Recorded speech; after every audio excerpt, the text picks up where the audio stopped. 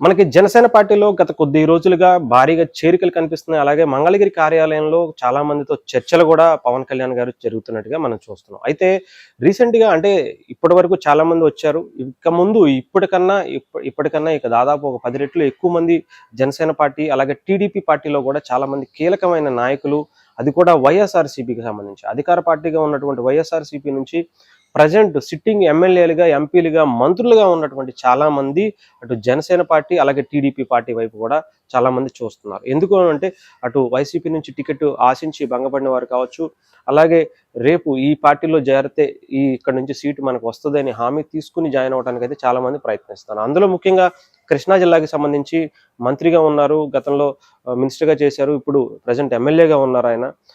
కొలుసు పార్థసారథి గారు. ఆయన కూడా చాలా బలమైన నాయకుడు వైఎస్ఆర్‌సీపీకి సంబంధించి కృష్ణా జిల్లా అంతటా కూడా. రాష్ట్రం అంతటా కూడా ఆయన సామాజిక వర్గానికి చాలా బలమైన ఓట్ బ్యాంక్ ఉంది.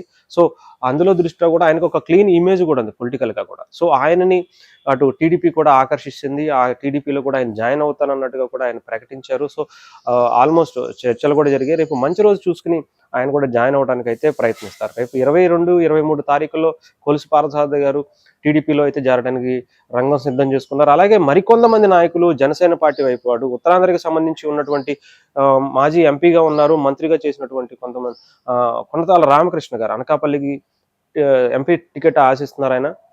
సో, ఆయన కూడా జనసేన పార్టీలో జాయిన్ అవుతున్నారు. ఆయనతో పాటు ఇంకొక సిట్టింగ్ ఎమ్మెల్యే కూడా జనసేన పార్టీలోకి తీసుకొస్తాను. సో, ఆయనకు కూడా టికెట్ ఇవ్వాలి అని చెప్పి జనసేన పార్టీ ముందు ఒక అభ్యర్థన అయితే పెట్టినట్టుగా తెలుస్తోంది. సో, ఆయన కూడా వస్తే గనక ఈసారి చాలా క్లియర్‌గా అంటే ఒక ఇద్దరు ముగ్గురు ఎమ్మెల్యేలు, అలాగే సిట్టింగ్ ఎమ్మెల్యేలతో పాటు ఈ మంత్రులు కూడా కొంతమంది వచ్చే అవకాశం ఉన్నట్టుగా తెలుస్తుంది. అలాగే మచిలీపట్నం ఎంపీగా టికెట్ కోసం బాలశౌరి గారు కూడా జనసేన పార్టీ వైపు చూస్తున్నారు. అలాగే మరికొంతమంది ఎమ్మెల్యేలు, ఇంకొంతమంది అటు ముద్రగడ గారు కావచ్చు, అంబటి గారు కావచ్చు, వీళ్ళందరూ కూడా దాదాపు 20-25 తారీఖు లోపు చాలామంది అటు జనసేన, అటు టీడీపీ వైపు కూడా చాలామంది ఎక్కువ మంది కీలకమైనటువంటి వైసీపీ నాయకులు జనసేన, టీడీపీలో చేరడానికైతే రంగం సిద్ధం చేసుకుంది. ఏదేమైనా సరే 2024లో అధికారం చేజిక్కించుకోవాలి, జగన్మోహన్ రెడ్డి నియంతృత్వ పాలనను కిందకు తొయ్యాలి, అధికార పీఠం నుంచి దూరం చేయాలనే ఉద్దేశంతో జనసేన, టీడీపీ చాలా వ్యూహాత్మకంగా వెళ్తున్నటువంటి పరిస్థితి అయితే మనం చూస్తున్నాం.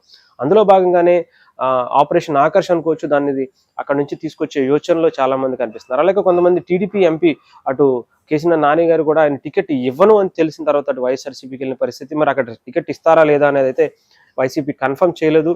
కాకపోతే టీడీపీ కానీ జనసేనలో కానీ జాయిన్ అయ్యే వారికి కన్ఫామ్‌గా ఒక హామీ తీసుకుని మాత్రమే ఇక్కడ జాయిన్ అవ్వడానికి అయితే ప్రయత్నిస్తున్నారు.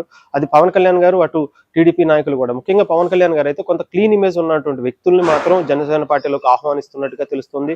సో, వాళ్ళకి టికెట్ ఇవ్వాలా ఏంటి అనేది కూడా చాలామంది ఆలోచించి ఈసారి నిర్ణయం తీసుకుని అంటే రేపు 20వ తారీఖు తర్వాత 25 లోపు కొంతమంది భారీగా చేరికలైతే జనసేన, టీడీపీలో చేరే అవకాశం ఉన్నట్టుగా పూర్తిగా మనకు సమాచారం అయితే ఉంది. ఇకపోతే కొంతమంది మంత్రులు, అటు ఎమ్మెల్యేలు, ఎంపీలు కూడా ఈ 2 పార్టీలకి చాలా దగ్గరగా టచ్‌లో ఉన్నారు. మరికొంతమంది ఎంతమంది వస్తారు, ఎవరెవరి పేర్లు వినిపిస్తాయనేది కూడా చూడాల్సింది. అటు బాలినేని కావచ్చు, ఇంకొకరు కావచ్చు, వీళ్ళందరూ కూడా కొంత అసంతృప్తితో ఉన్నటువంటి వైసీపీ ఎమ్మెల్యేలు కావచ్చు, మినిస్టర్స్ కావచ్చు, వీళ్ళందరూ కూడా ఈ 2 పార్టీలకి చాలా దగ్గరగా అవుతున్నారు. రేపు ఎలక్షన్స్‌లో అన్నీ కూడా ఒక్కసారిగా వ్యూహ రచనలో ఉన్నటువంటి జనసేన, టీడీపీ ఎవరికి వారు ఒక భారీ వ్యూహాలతో ఈసారి అయితే ఎలక్షన్స్‌కి ముందుకు వెళ్తున్నారు.